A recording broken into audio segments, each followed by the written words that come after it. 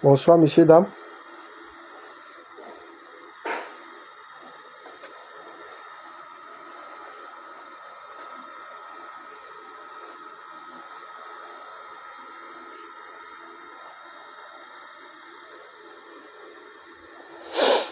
Ndiba Junior, je vais te demander de patienter un peu. On va d'abord faire monter l'invité.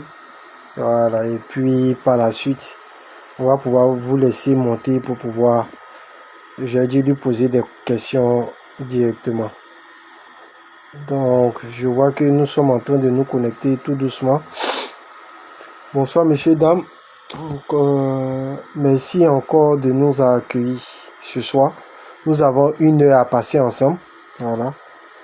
1 heure pour le premier numéro de Petit Poteau Live. Voilà, on va reprendre cette saison donc 2025 avec le footballeur Georgie Minungu. Avec lui, vous allez apprendre à le connaître et tout. Donc, pour ceux qui veulent participer, vous aurez la possibilité de pouvoir laisser vos questions en commentaire pour que je puisse aussi les remonter afin que notre invité puisse répondre et puis échanger avec nous. Donc, Georgie Minungu est un footballeur qui évolue aux États-Unis, voilà, à Seattle.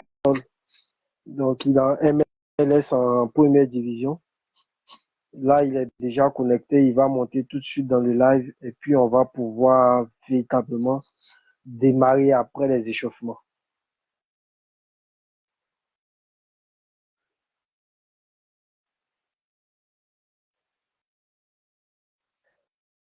Prince de Bordeaux du 93, oui, c'est lui-même qui est là.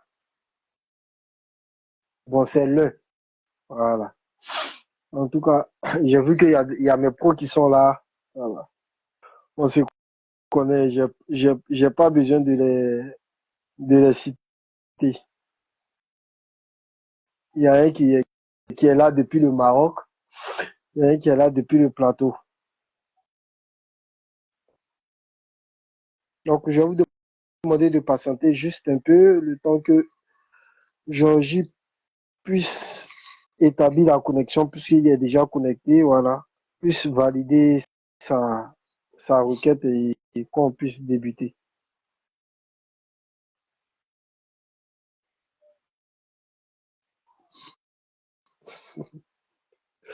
C'est pas moi seul mon visage, hein, dira Yann. Il y a beaucoup de personnes qui travaillent avec moi, c'est toute une équipe. Hein. Aujourd'hui, tu as vu mon visage, demain, ça peut être d'autres personnes.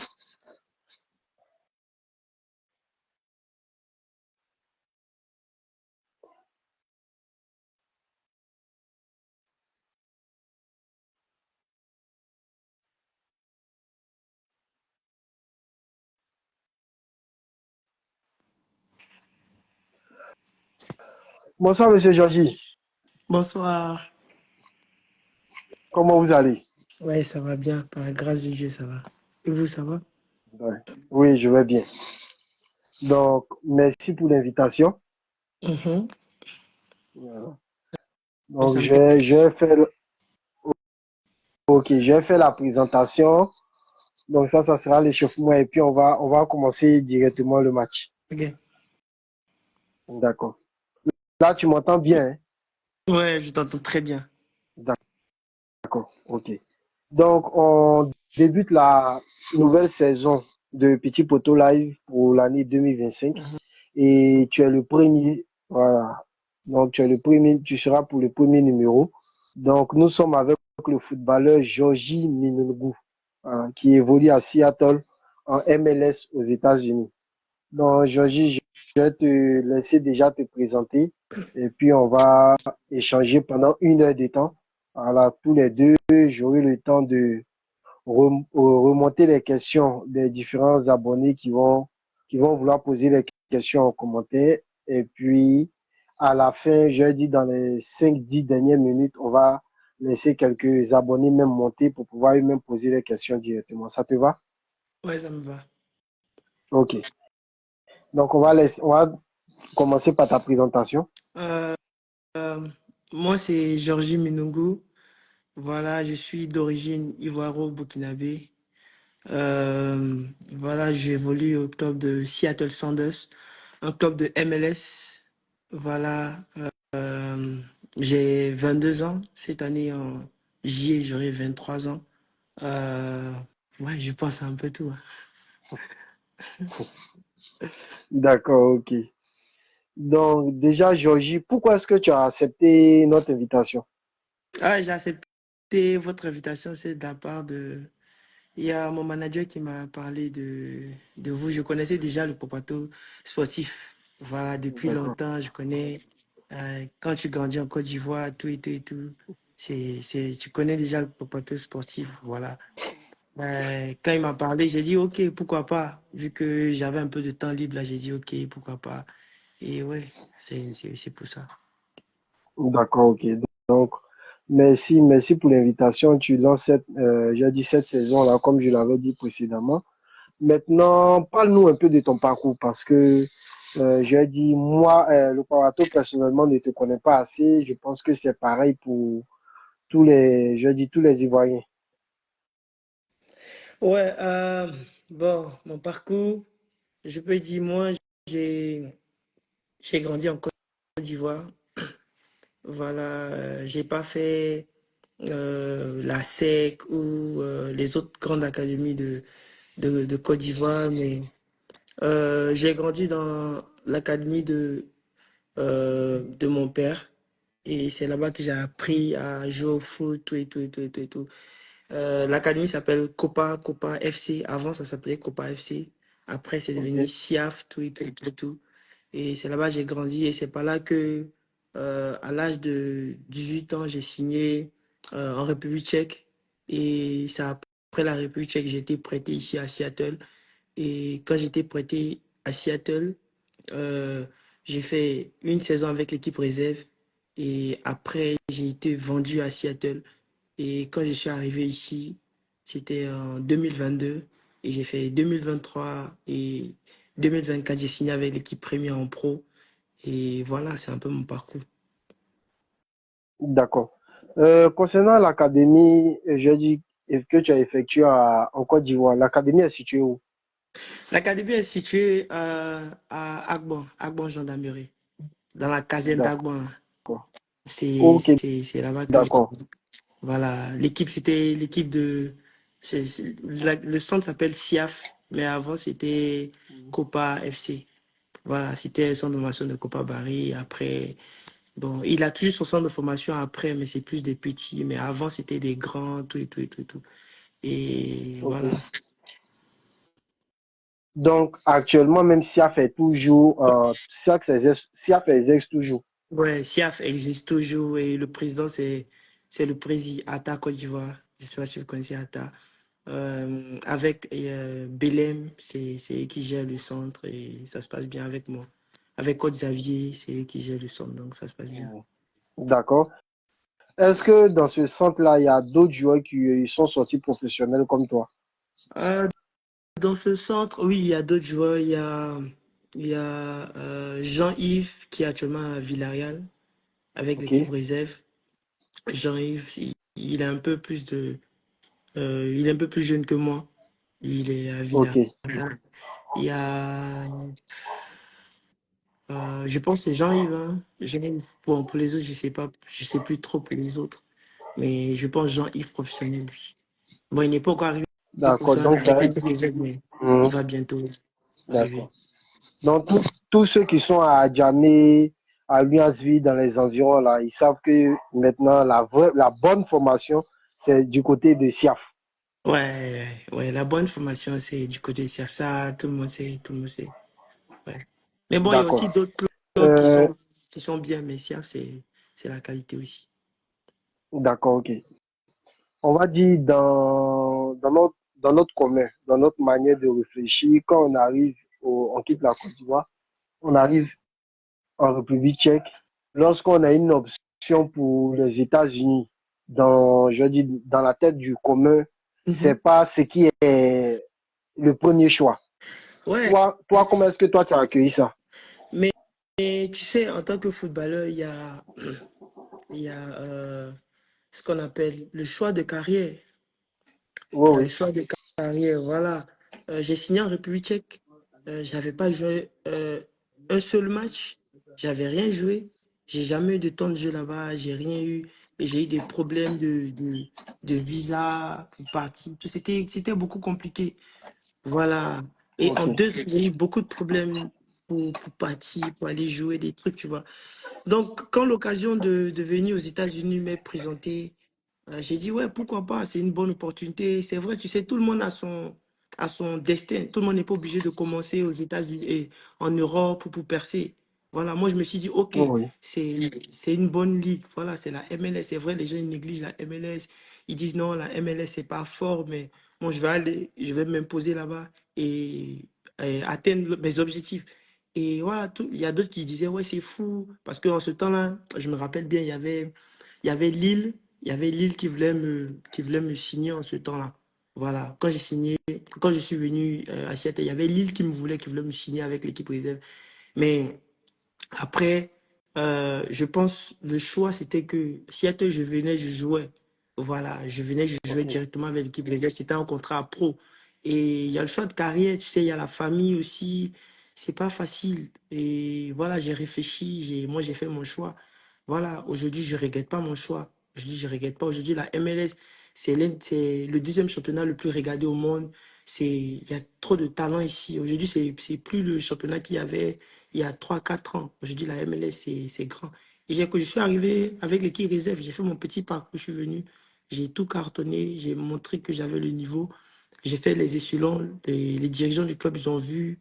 Et c'est comme ça que j'ai fait, je suis arrivé, petit à petit, je suis arrivé avec l'équipe première. Donc, vraiment, je dirais, c'était pas le choix que je voulais au départ. C'était pas ça. Je voulais aller en Europe. Comme tous mes autres amis, j'ai beaucoup d'amis qui sont en Europe, qui jouent dans des grands clubs. Voilà, mais aujourd'hui, je regrette pas. Aujourd'hui, je regrette pas du choix que j'ai fait. Ok, d'accord. Donc déjà, c'est honnête de ta part, je te remercie. Et on va revenir, je vais dire après, sur le niveau de la MLS. Parce que Mhm. nous, je vais dire, nous, quand on veut taquiner les gens, on dit, bon, en MLS, là-bas, Messi, par exemple, joue contre les vendeurs de hot dog et tout. On aura le temps Ouais, c'est de parler du niveau de la MLS. Tu as choisi un numéro qui est différent lorsque tu es arrivé à Seattle, le ouais, 93. ouais. Voilà. Alors que j'ai dit sur ton Instagram, il y a le numéro 11. Donc, quelles sont tes relations avec ces deux numéros? En gros, ok. En gros, quand je suis arrivé à Seattle ici, quand je suis arrivé premièrement avec l'équipe première, d'abord, moi, mon numéro, c'est le numéro 11. J'ai toujours porté le numéro 11 depuis petit, dans Ok. toutes mes classes d'âge, depuis avec les U7, les U10, les U13, U14. C'était mon numéro qui était là. J'ai jamais changé de numéro. Mais quand je suis arrivé ici, une anecdote, il y a l'un de mes on m'a proposé 2 numéros parce que ici à Seattle, c'est l'équipe première qui a les grands numéros, les bons Ok. numéros de 1 jusqu'à 20. C'est l'équipe première qui porte. Et le reste, c'est l'équipe réserve qui prend ça. Donc, Ah, moi, quand je suis ok. venu, Donc, il y a pas, excusez, mais je dis dans l'équipe réserve, on va dire, généralement, ça commence à partir de 21, ainsi de suite. Il 21 n'y a pas de. jusqu'à aller, Ok. voilà. Parce que ici, Ok. c'est les règles et puis c'est les lois. On dit les plus âgés, les dévanciers d'abord, et puis les autres, les plus jeunes, ils prennent le reste qu'ils veulent. Donc, quand je suis venu, c'était comme ça. Et il y avait plus de numéros que je pouvais prendre. Mais il y a l'un de mes vieux pères qui est en France, il s'appelle Ahmed. Voilà, et lui, il est dans le 93. Et c'est mon vieux père. Donc, il y avait le 91, il y avait 92, il y avait 93, il y avait d'autres bons numéros. J'ai réfléchi, j'ai dit non, à cause de mon vieux père, parce que c'est un vieux père qui m'a beaucoup soutenu. C'est un vieux père qui vraiment m'a donné beaucoup au niveau psychologique. Voilà. Il m'a beaucoup aidé. J'ai dit non, je vais prendre le 93. Voilà, je vais prendre le 93 en hommage à mon vieux père, tout et tout et tout et tout. Et j'ai commencé avec le 93, c'est comme ça. Et c'est comme ça que j'ai commencé, tout a commencé. Voilà. Et depuis Donc, lors, j'ai les Ivoiriens et les Burkinabés qui vivent dans le département du 93 en France, là, tu représentes fort pour eux. On peut dire ça comme ça. On peut dire ça comme ça. Ok. Mais tu as dit que ton numéro, c'était le 11. Ce 11-là, c'est qui a été, je vais dire quoi, ton idole ou bien Ah. tu l'as hérité ensuite, tu veux de qui? Ok, ok. Euh, Moi, j'ai grandi en regardant Robinho. Moi, j'ai grandi en regardant Oh, ok. Robinho. Robinho, c'était mon idole. C'était mon idole. Après Robinho, euh, mon meilleur joueur, c'est Neymar. Donc, Ok. Robinho, j'ai grandi en regardant Robinho. C'est lui qui m'a donné l'envie de jouer au football, le goût du football. C'est Robinho qui m'a donné le football. Et après, j'ai commencé à suivre Ronaldinho et Ronaldinho, ouais, les autres joueurs. Mais Neymar, c'était mon joueur. Donc, Robinho, Neymar, c'était mes joueurs. Ils portaient tous le numéro 11. Et voilà, c'est ça que je voulais les imiter. D'abord, Robinho qui m'a donné. C'est lui que je regardais quand j'étais petit. Je regardais tellement de vidéos de Robinho, les passements de jambes.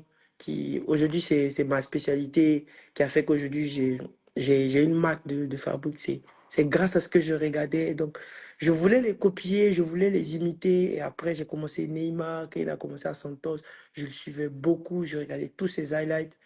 Et c'est ce numéro qu'il portait au fait. Donc je voulais faire comme lui aussi, tu Ok. vois. Et voilà, c'est pourquoi j'ai commencé à porter le numéro 11. D'accord.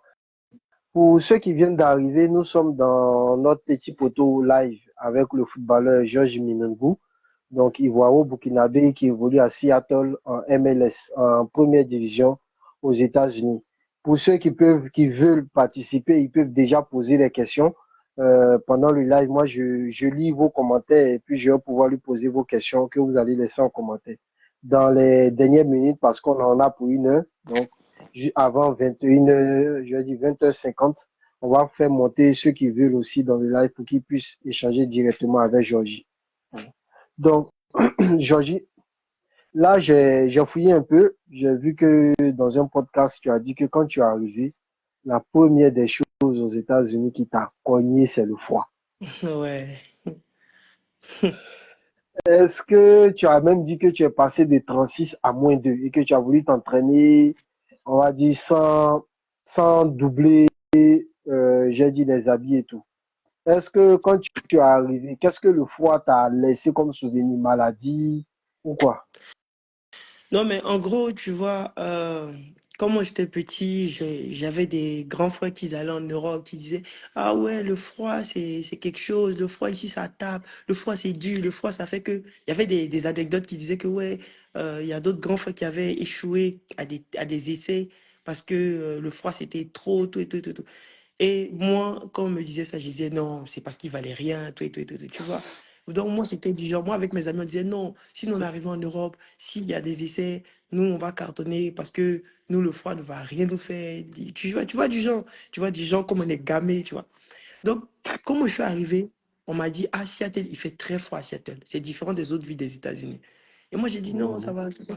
Je me rappelle quand je suis venu, j'étais dans un petit t-shirt, tout et tout et tout, et tout, tout, tout, tu vois. Quand je suis arrivé, le froid qui m'a frappé à l'aéroport, frère, je voulais mourir. Déjà, je ne pouvais pas supporter. Parce que Seattle, c'est à 2 heures de route. C'est-à-dire que c'est comme Abidjan, je ne sais pas si c'est Boaké ou Yamoussoukro. En route, 2 heures de Oui, route. voilà, Voilà. Divo même. Voilà, c'est comme ça, 2 heures de route et tu arrives au Canada. C'est juste frontière. Ah ouais, Donc, tout le froid de Canada, là, ça se trouve aussi à Seattle. Il fait tellement froid ici, tellement froid. Et après ça, que je suis venu, je me suis assis dans ma chambre. J'ai dit, mais ça, c'est pas possible. Je pourrais pas tenir ici. Première séance, je suis allé, j'ai failli mourir. J'ai failli mourir. Ils m'ont fait entrer dans les vestiaires, ils m'ont changé. Parce que j'avais porté un petit truc, tout et tout, tout. Ils m'ont fait changer, ils m'ont tout redonné, tous les sous-vêtements de la main. J'ai même doublé les chaussettes. C'était tellement, c'était tellement grave. C'était grave. J'ai eu dans mes narines, il y avait de la mort qui sortait. Mais ma bouche, je ne pouvais pas passer. C'était comme si c'était gelé, c'était compliqué, c'était trop dur. Mais j'étais venu pour un objectif, donc il fallait que je casse tout. Donc j'ai rapidement oublié ce froid. Je suis parti au travail pour... Voilà. d'accord. Là, quand tu es arrivé, ta pointure, c'était de combien? Ma 40, poitrine, 43, oui. toujours été 43. 43. Donc, dans le Oui, froid, tu portes une chaussure qui est, je dis une pointure qui ouais, est beaucoup ouais, plus grande. je portais du 43 maintenant et Ok, demi d'accord. pendant le froid parce que j'ai doublé les chaussettes Mm. et vraiment, j'ai doublé le pantalon, tout ça, j'ai doublé les habits. J'étais tellement costaud sur le terrain. On pensait que c'était les muscles, mais c'était pas les muscles, c'était les habits doublés. Ah, vraiment, c'était grave. D'accord. Mais en République tchèque, par exemple, selon toi, quelles sont les raisons qui font que tu n'as pas pu t'imposer là-bas? D'abord, République tchèque, j'ai pas joué de match. J'ai pas joué un Mm. seul match. Voilà, il y avait des problèmes de visa à récurrent parce que j'étais jamais allé là-bas. Donc, le pays était compliqué. J'étais allé au Ghana pour demander le visa plusieurs fois, mais il y avait tout le temps des problèmes, tu vois, pour répartir là-bas. Donc, c'était trop compliqué, en fait. Il y avait plus de problèmes administratifs que sur le terrain, en fait. Ok, Il y avait plus de problèmes. Donc, d'accord. en fait, c'était comme si c'était pas pour moi là-bas, en fait. Oh, oui, je vois. On m'a, Mais est-ce que tu penses que, ouais, ouais. vas-y, Non, vas-y, vas-y. est-ce que tu penses que le peu de temps que tu as passé là-bas, parce que là-bas aussi ça caille hein, en termes de Ouais. froid, ça t'a aidé quand tu es arrivé aux États-Unis? Là-bas, il y a le froid, mais il n'y a rien qui m'a aidé, je pense. Je vais te dire, j'ai appris tout aux États-Unis. Mm. C'est ça, je vais te dire. J'ai tout appris aux États-Unis. Tactiquement, physiquement, tout, j'ai tout appris aux États-Unis. J'ai rien appris là-bas. D'accord, ok. On va parler maintenant de la vie aux États-Unis.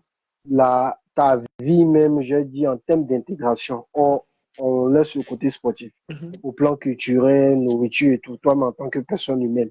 Non, Comment est-ce que ça s'est passé? tranquille. Tu sais, moi, j'ai grandi avec ma mère et qui m'a beaucoup forgé. Voilà, depuis bas âge, ma mère m'a appris à préparer, à faire la vaisselle, à truc. Et quand tu quittes l'Afrique, déjà, il faut comprendre qu'en Afrique, c'est ta maman qui fait tout, tes sœurs qui font tout. On dit c'est les femmes qui travaillent. Et pas dans ce sens-là que je veux dire, mais c'est plus les femmes qui font à manger, tu vois. Oh Et oui, les hommes, ils cherchent de l'argent pour nourrir la famille. Ça, c'est la oh oui, mentalité africaine, tu vois. Mais ici, quand je suis arrivé, la première chose, c'est que chacun a son appartement, tu vois. Dès l'instant que tu as 18 ans, tu as ton appartement, tu vois. Et c'était différent. Il y a pas de maman qui vient préparer, il n'y a pas de sœur qui vient t'aider. C'est tout à fait différent. Et moi, quand j'étais petit, ma maman me disait toujours, on ne sait jamais, tu vas aller quelque part. Si tu ne sais pas préparer, tu ne sais pas laver les assiettes, tu ne sais pas faire ceci, peut-être ça va te fatiguer là-bas. Et quand j'étais petit, elle m'a appris toutes ces choses. Quand je suis venu ici, c'était facile pour moi. Je te jure. Moi, mon adaptation, ça s'est fait en une semaine. C'est aussi ce qui m'a aidé beaucoup dans mon football parce que je m'adaptais très vite. Même les gens du centre, ils ont dit, mais ils n'ont jamais vu quelqu'un qui s'adapte aussi vite que moi. En fait, je ne parlais pas la langue comme je parle aujourd'hui, mais oui, j'avais oui. un petit truc que je parlais et moi, j'étais venu pour tuer, au fait.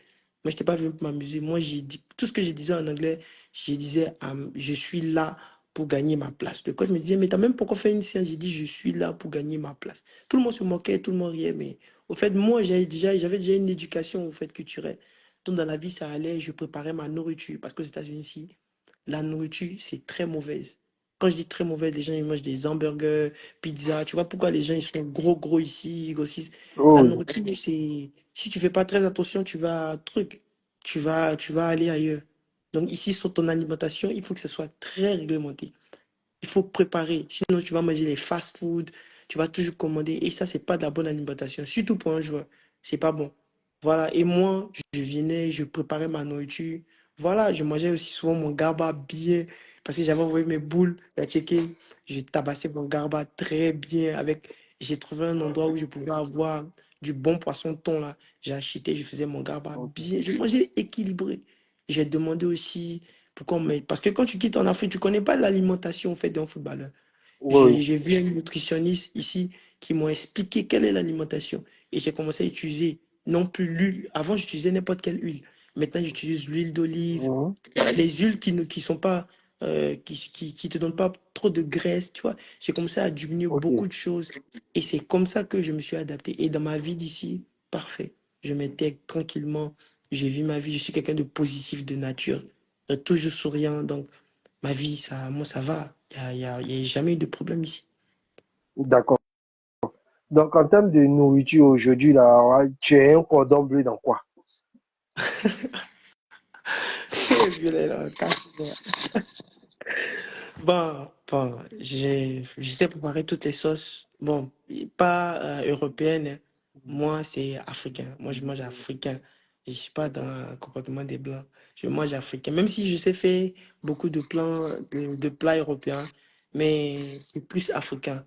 Je sais faire la sauce graine, sauce arachide, feuilles de patates, feuilles de manioc, égoussi, sauce tomate, sauce pistache, peu importe la sauce ivoirienne, moi je tape tout. Sauce, D'accord. euh, tout. Et je mange avec le riz. Je sais faire mon foutou aussi.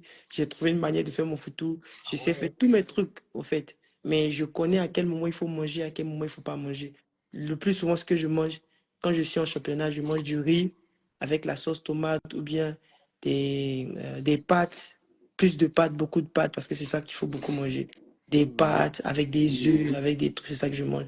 Mais quand j'ai beaucoup de temps, peut-être 4 days off, c'est-à-dire que des jours ou des jours sans, je peux manger une fois mon GABA au passage chaque mois, ça va. Donc c'est un peu ça. Ok, d'accord. Donc, est-ce que tu reçois tes coéquipiers, tu leur fais découvrir la nourriture ivoirienne? Oui, beaucoup, beaucoup. Il y a beaucoup de mes coéquipiers, même mon coéquipier camerounais, Noutolo. Lui, Oui, on est toujours ensemble, c'est mon pote. Voilà, il vient à la maison, je vais aussi chez lui, je prépare, on mange, c'est moi qui prépare. Donc, à tout moment, il est chez moi à la maison. Et même, il y a mes amis français, il y a d'autres mêmes amis américains que j'ai essayé notre nourriture ivoirienne. Ouais, ils étaient tellement contents, c'était la première fois de manger avec la main, les trucs comme ça, donc c'est bien. Ça apprend à découvrir d'autres cultures aussi, et voilà, ça va. d'accord, mais la nourriture américaine, c'est laquelle toi tu sais préparer? Bon, j'ai fait du steak, Mhm. ils ont du steak avec des ragoûts, des pommes de terre. Voilà, c'est ça qu'ils mangent beaucoup. Le reste là, c'est plus des fast-food en fait ici. C'est plus des fast-food. Mhm. Le steak, Ok. c'est une nourriture traditionnelle ici comme ça. Tu vois, le steak, la viande, le steak, c'est la viande de bœuf qui font rôti sur des trucs là, ou avec dans une poêle, soit sur des grillades, ou soit dans une Mhm. poêle. Ils font rôti ça bien, et puis ils mangent ça avec des pommes de terre, des trucs comme ça. Voilà, ça je sais très bien faire. Mais la plupart des trucs, c'est des hamburgers, des cheesecakes, des double cheesecakes, les trucs de fast-food là, voilà, c'est ça qu'ils mangent ici, au fait. D'accord, ok. Donc là, on va bientôt arriver à 30 minutes que nous sommes ensemble. Donc je vais rappeler à ceux qui viennent d'arriver que nous sommes avec Georgie Minongo, footballeur ivoiro-burkinabé qui évolue à Seattle, donc aux États-Unis en première division. Bonjour Laetitia, la grande basketteuse. Ah, tu es une grande fan ici, hein, Georgie. Tu es une Mm. internationale ivoirienne du basket. Voilà. Donc, faut Coucou. préparer ça. Prépare sa place. Il faut dire à ton club de Seattle, comment on l'appelle, le basketteur, là, l'autre nom, c'est Sonics, non? Ici, à L'autre nom Seattle, de Seattle, oui, oui, oui. Le nom Seahawks, qu'on met à côté, là. c'est quoi? Ok. Donc, Seattle, oui, ils avaient une équipe de basket, mais je pense qu'ils n'ont plus d'équipe. oui. Ah, ils n'ont Ils ont plus équipe de. de Voilà, basket. ok. Je sais plus trop si c'était Sonics, mais il faut préparer l'équipe de basket des dames là-bas Mm. pour leur dire que notre Ivoirienne arrive. Elle est très Il n'y a dangereuse pas de en 3 points. problème. Il n'y a Voilà. pas de problème. Il Actuellement, là, actuellement, elle marque les points en Europe là. n'y a pas de problème. D'accord. Laetitia, c'est Georgie Minungu. Voilà. Je vais faire grâce. Ok. D'accord. Donc, on va poursuivre.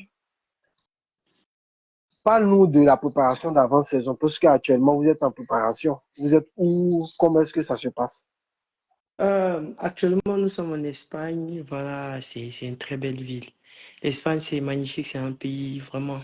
On est en Espagne, on est précisément à Marbella.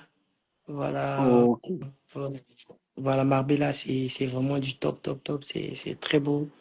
Voilà, ça va. On a commencé notre préparation de saison. On a une saison vraiment très, très, très, très chargée. On va pratiquement jouer un match tous les 3 jours.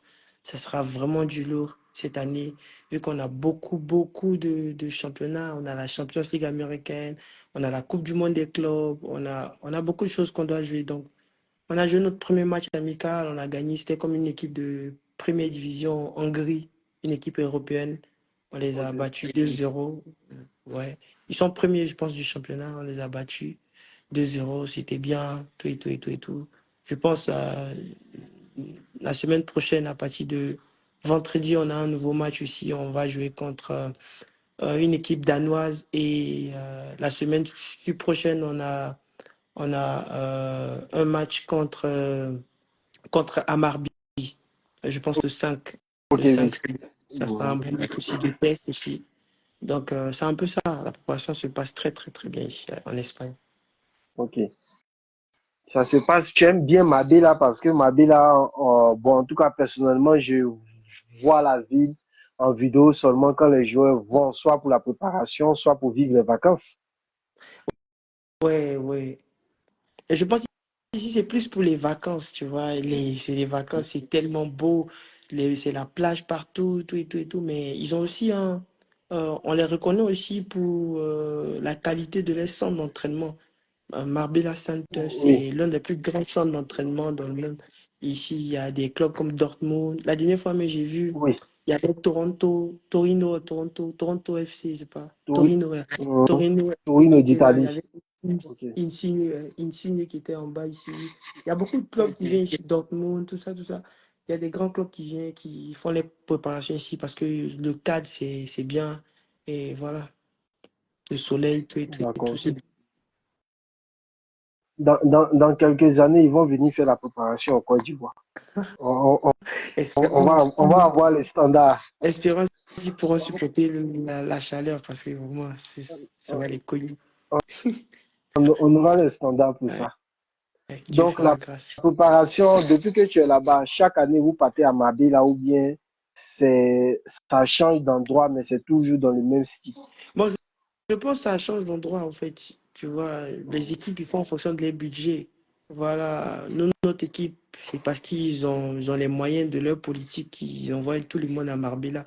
Parce qu'ici, c'est très cher. Voilà.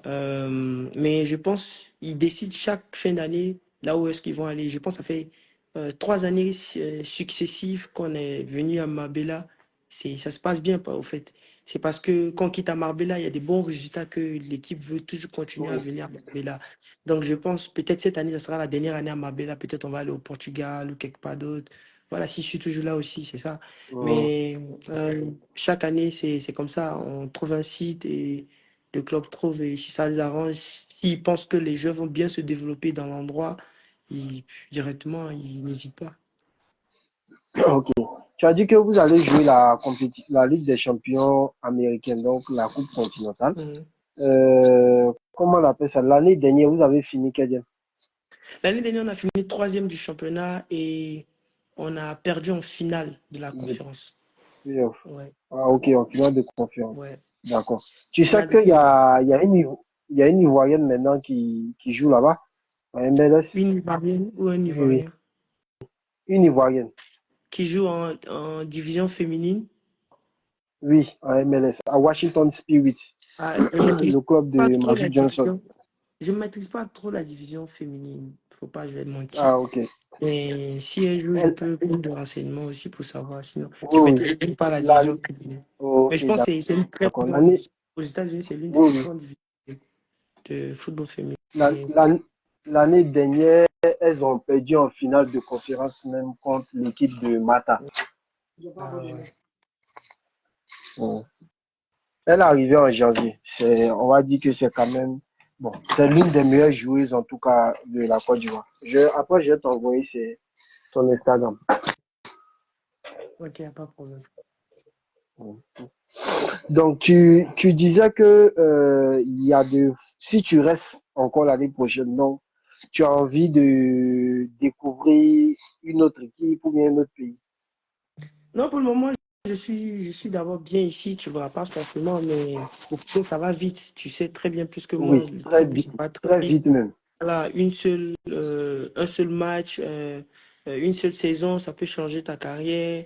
Tu peux être attiré par des gros clubs. Voilà, il y a des clubs qui se refusent pas. Il y a le choix aussi de carrière. Voilà, voilà. Forcément, toute ma carrière, je ne veux pas forcément la passer aux États-Unis. Voilà, je veux aussi venir en Europe. Voilà, et essayer d'autres clubs, ça c'est forcé. Mais pour le moment ici, je suis très bien. Voilà, j'ai un club qui prend bien soin de moi, qui m'aide à me développer. Donc pour le moment, je suis bien. Voilà, mais si demain il y a d'autres bonnes opportunités ou je sais pas quoi, si ben, ça va, on verra. Ok, d'accord. L'année dernière, vous avez joué contre Inter Miami. Non, l'année dernière, on n'a pas joué contre Inter Miami, on a joué contre LA Ok. Galaxy, contre le Ah, club de ok. Léger, genre. Oui, oui. Avec le Gabonais, il est encore là-bas, qui a été meilleur buteur. Ouais, ouais, Son nom Denis m'échappe. Denis Bouanga. Oui, oui, voilà. Donc, en termes de niveau, on va aller sur les niveaux de la MLS. C'est comment? Et puis, est-ce que tu peux essayer de le situer par rapport à, je sais pas, un autre championnat que tu suis? Euh, D'abord, ce que je peux dire, c'est que la MLS, c'est pas une petite ligue, hein. Il y a 3 ans, 4 ans, la MLS, c'était rien du tout, en fait. Il y avait des grands noms, mais c'était des vieux, c'était des joueurs qui avaient déjà fini les carrières. Aujourd'hui, c'est pas des joueurs qui ont fini les carrières. Regarde Denis Bouanga, Ah, c'est pas un oui, joueur qui a fini sa carrière, même avec l'équipe nationale, il cartonne. On va dire, bon, on va enlever Lionel Messi dedans parce que lui, mhm, c'est un autre niveau. Voilà, on va prendre euh, les joueurs comme peut-être même Zaha qui vient d'arriver, tout oui, et tout et tout et tout. Voilà, la MLS, le niveau, c'est très fort. Regarde, il y a des joueurs comme Ricky Puig qui joue au Barcelone. Il a quel âge? Il est très jeune, très, très, oui, très jeune. Il est là et le niveau est très élevé. Si, pour ceux qui regardent pas, si tu regardes pas, tu vas juste prétendre parce que il y a déjà ce qui s'était déjà passé avant, comment la MLS était, c'était les vieux. Aujourd'hui, assois-toi, regarde un match de MLS et tu vas. Nous, on a juste tabassé en une mi-temps. On avait déjà fini avec une équipe de première division, Hongrie. On a fini avec eux.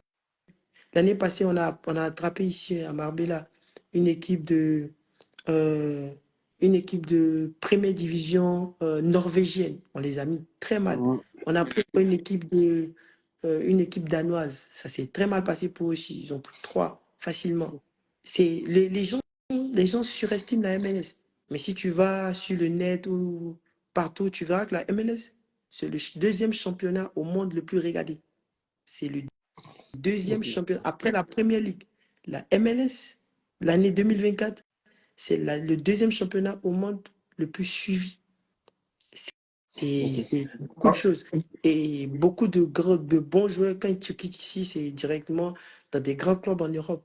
Parce il y a des fans ici, il y a des supporters ici. Il y a beaucoup de supporters ici en MLS. Tu peux avoir des stades avec 70 000 supporters. Il y a des clubs en Europe, tu ne gagnes pas ça. Donc, mais c'est pas encore au standing du top 5, 6, 7. C'est pas encore mhm, à ce standing-là. Parce que ici, c'est d'abord le basketball qui est mis en avant. oui, Il y a au moins 5 à 6 sports qui sont mis en avant. C'est ça qui fait que le football ici, c'est pas trop. Parce il y a le football américain, il y a le basketball, il y a d'autres sports qui mettent en avant. baseball. Mais aujourd'hui, là, le soccer, comme on aime le dire, ça prend beaucoup de la place, hein. Ça prend beaucoup de la place. Donc, Mais, ouais, vas-y. donc actuellement, la MLS a clairement dépassé le championnat mexicain. Mexicain, devant la Mexicain, oui, MLS. oui. euh, je vais dire, bon, le championnat mexicain en termes de, comment je vais dire, en termes de standing, je vais dire, Mhm. je pense qu'ils sont peut-être devant en termes de standing. Ok. Parce que quand on va parler de standing, on va parler par exemple de la CONCACAF, la Champions League Oui, oui. américaine. Ils Voilà, ont plus de effectivement. Champions League américaines que tous les Mhm. clubs des États-Unis parce que c'est nous seuls, États-Unis. on est le seul club qui a la Ligue des champions américaine. Donc tous les Ok. autres là, c'est les clubs mexicains, Mhm. oui, tu vois. Et c'est pour ça. Donc en termes de standing, je ne dirais pas que la MLS est devant. En termes de standing et d'histoire, je ne dirais Mhm. pas. Mais maintenant, aujourd'hui, là, je pense que on les Le, dépasse largement. ok, je vois. Le niveau, en Le tout cas, niveau sportivement, c'est est beaucoup très élevé. rapproché. Ouais. Ok, d'accord. Dis-moi, je vais te donner une date et puis tu vas me dire si tu te rappelles de ça. Le 3 Mhm. octobre 2024. 3 octobre 2024. Ah ouais, pour la signature. C'est ça? Oh oui, Ok. d'accord. Et le 6 mai 2024. Le 6 mai 2024, pré-match avec l'équipe première. Oui. Comment est-ce que tu as géré? Est-ce que tu étais titulaire? Ah ouais. Je pense, j'ai été D'accord. titulaire. Ouais. J'ai été titulaire. Ok. Donc, comment est-ce que tu as géré ça quand le coach t'a annoncé que ce Bon, match-là, tu seras titulaire? bon, déjà, moi, au fait, je vais dire, je me suis fait imposer dans le groupe, au fait. Parce que le club Ok. était à un moment de la saison où ça n'allait pas, au fait, dans mon club. Et moi, j'avais les qualités Ok. qui pouvaient aider mon club, au fait.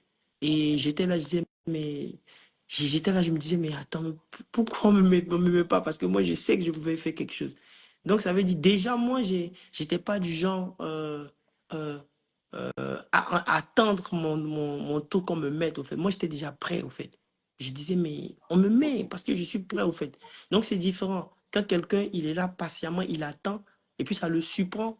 Il est euphorique, il est là, ah ouais, le code m'a mis. Donc, moi, j'étais prêt, au fait, à commencer, au fait. Parce que je savais que je pouvais faire quelque chose. Donc, quand le coach m'a appelé, il m'a dit, Georgie, je pense tu vas jouer le match, tout et tout et tout, prochain match. Et c'était contre le premier du club, le premier de la ligue, du moins. Quand il Ok. m'a dit ça, Mhm. j'ai dit, il n'y a pas de problème, moi j'étais prêt. Moi, j'étais pas affolé, j'étais pas euphorique. C'est bizarre ce que je vais dire. Les gens disent, ouais, mais forcément, ton prématité. Moi, j'étais pas affolé, j'étais pas euphorique. Moi, je voulais juste montrer sur le terrain et prouver ce que je valais. C'était ça. Donc, moi, j'étais plus excité au fait de l'événement.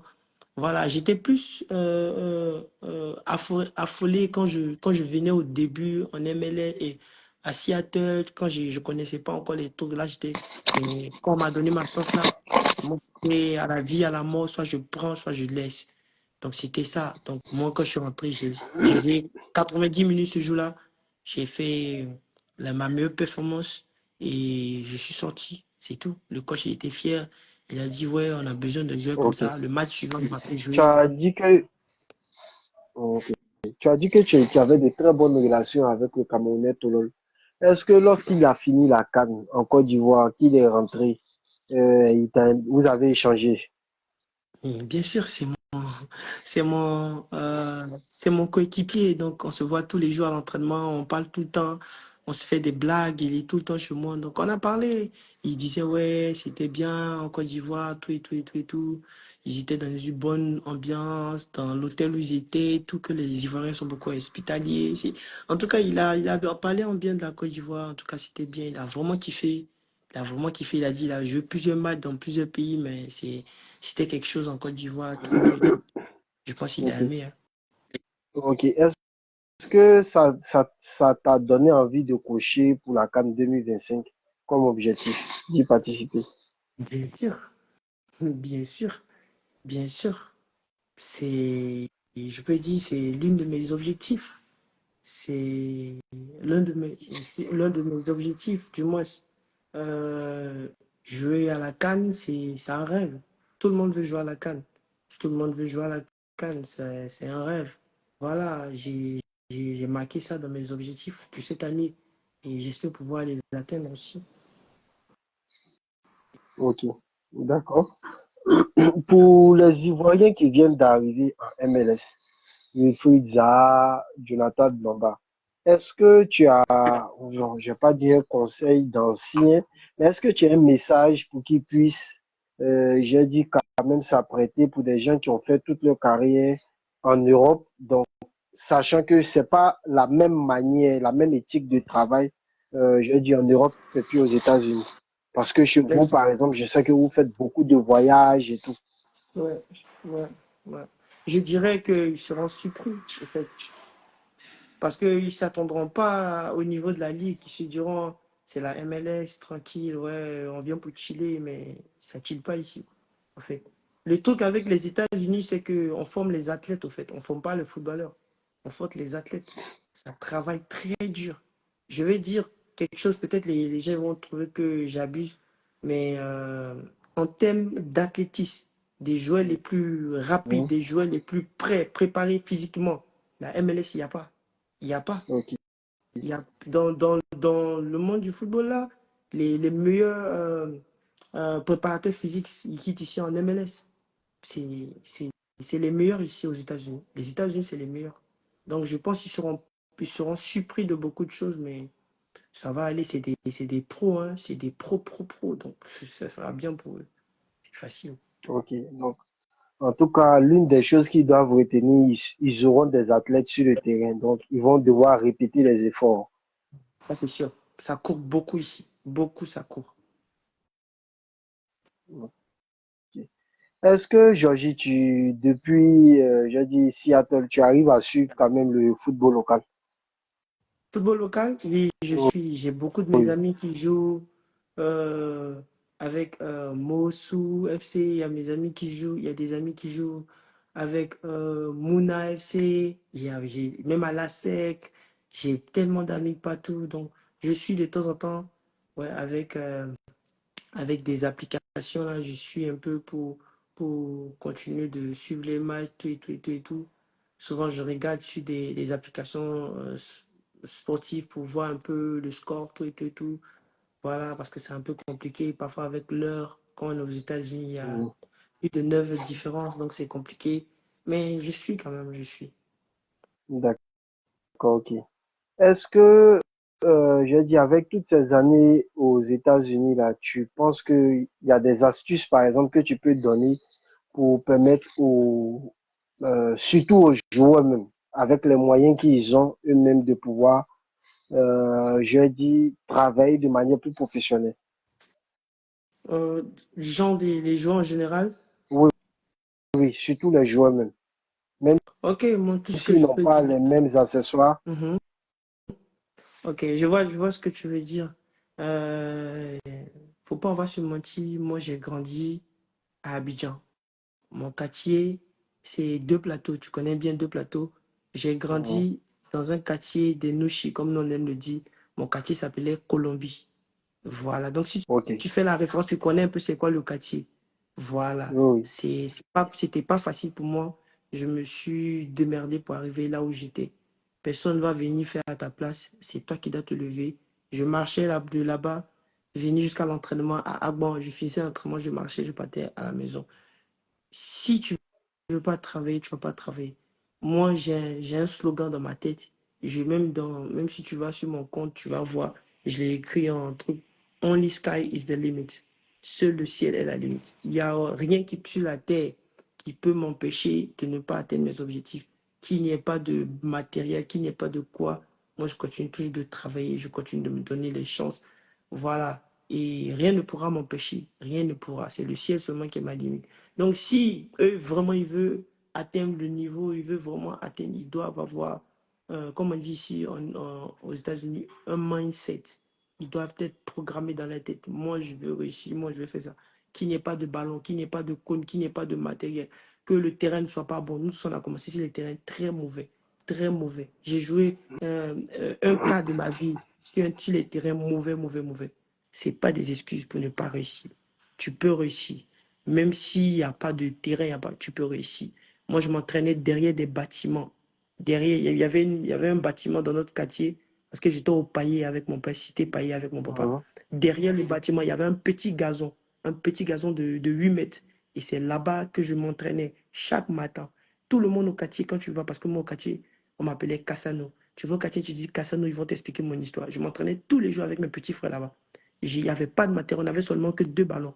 Mais c'est avec ces 2 ballons qu'aujourd'hui je suis arrivé en MLS. Il n'y a pas d'excuse. Il n'y a pas d'excuse. Si tu ne veux pas réussir, tu ne vas pas réussir.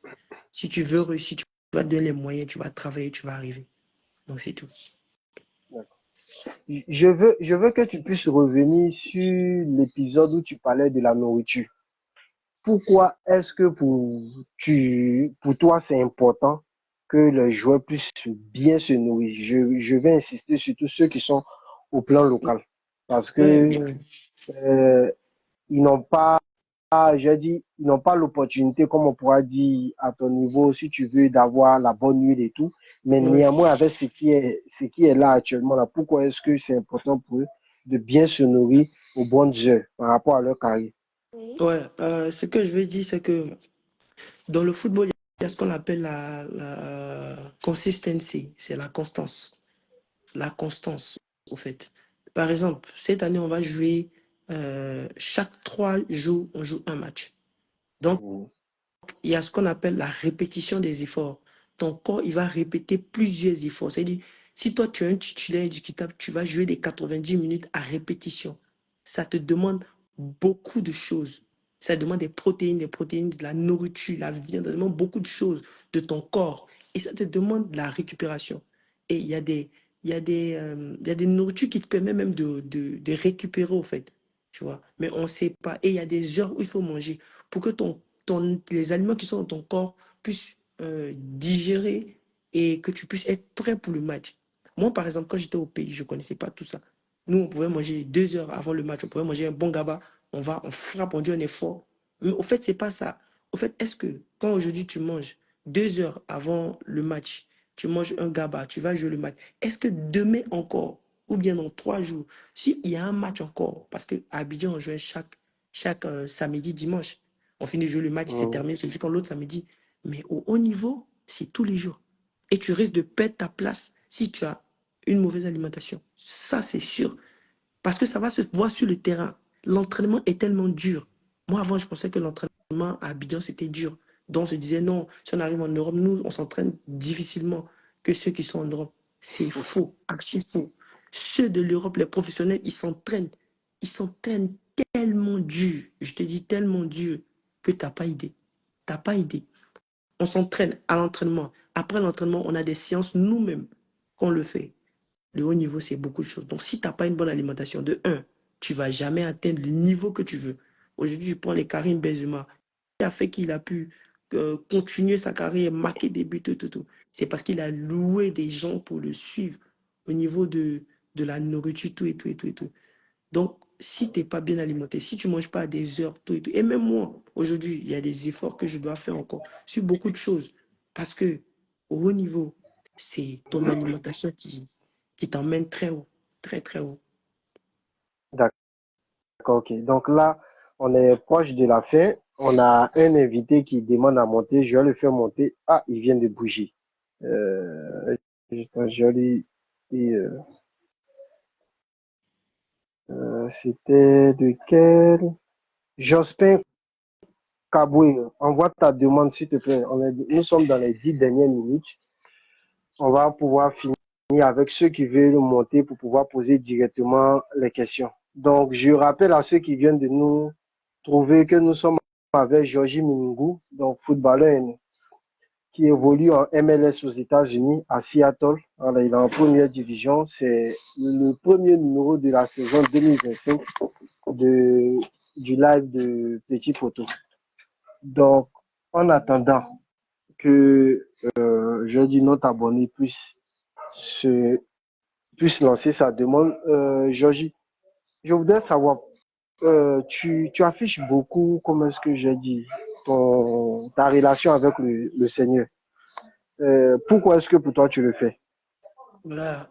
Moi, j'ai grandi dans une famille chrétienne et j'ai aussi accepté le Seigneur et j'ai grandi avec des personnes qui connaissent Dieu. Et ma relation avec le Seigneur, c'est ce qui m'a envoyé là où je suis. Et je, ne- je ne peux pas m'abstenir de montrer ma foi. Donc, je pense que pour moi, c'est le fondement même de ce qui a fait de moi ce que je suis. Voilà. Ok, Et ma foi, c'est la plus importante de tout. Parce que demain, je vais arrêter le football, tout et tout et tout et tout et tout. Mais je pense que ma relation avec le Seigneur, ça me donne beaucoup de concentration aussi. Beaucoup de concentration, que ce soit sur le terrain, en dehors du terrain. Et voilà, je suis quelqu'un qui croit en Dieu, je suis chrétien et j'ai pas honte d'afficher cela, que ce soit en story ou dans mes posts ou quand je célèbre mes buts, me prosterner. Voilà, voilà, moi, c'est ma foi. Je crois en Dieu et voilà. Je force personne aussi à faire comme moi, mais moi, c'est ce qui a fait de moi ce que je suis. Donc, je continue de poursuivre mon chemin et puis voilà. d'accord, ok. Dis-moi, qui était on va dire ton idole parmi les joueurs ivoiriens? Mon idole parmi les jeux ivoiriens, Oui, oui. bon, je vais dire deux noms. Je vais dire deux noms parmi les jeux Oui. ivoiriens. Le premier nom, je vais dire Aruna Denade. Waouh, Ok, c'était le haut niveau. Je regardais ses vidéos à répétition. Le deuxième, je vais dire Gervinho. Waouh, d'accord. c'était le haut niveau. Le choix est vite fait. La Jaguar, Même si, c'était le haut niveau. oui, C'était le haut niveau, frère. d'accord, ok. Ok, bon, il y a Okage quatrième qui demande à monter. Donc, on va, on va accepter sa demande pour qu'il puisse nous poser les dernières questions avant qu'on puisse se quitter. Le, le Le combat, quatrième Okage, c'est bonsoir. vraiment vieux. Moi aussi, un peu dans le noir. Hein. C'est pas grave. Vas-y, est-ce que tu as quelque chose à dire pour Georgie? Ah bon, personnellement, bon, moi, je suis venu tomber dans le direct comme ça. Il a vu que le combattant était en Hmm. live. Donc, on voit ce qui se passe. Il n'y a pas. Il D'accord, y a pas je te brief. voilà, allons-y. Nous sommes en live avec le footballeur Georgie Mounougo. Il joue aux Ouais. États-Unis, en MLS. Voilà, Ah, c'est eux, ils font, et puis Messi n'est pas champion là-bas. Donc, si tu as quelque chose à lui dire, parce qu'on est vers la fin, c'est le moment. le pro. Ah, après ton MLS, hein, le pro. En tout cas, on n'a rien à te dire, mon vieux. Toi, tu connais, c'est la même chose. C'est travail sur moi, c'est juste travailler et puis juste croire. Hein. Hmm. À part ça. Tu Merci. travailles, tu crois en Dieu, Dieu il va faire le reste, c'est tout. Merci. Euh, Ça me fait il y a mes plaisir. éléments qui sont dans le D'accord. direct, soit me charger. Demain, entraînement, le bateau. Je ne vais pas trop durer dans ton live ici, mon vieux. D'accord, il n'y a pas de souci. Donc, on est Pour ensemble, mon raccrocher, vieux. On est demain, tu ensemble. vas aller chercher pour toi. OK. Ouais, tu connais.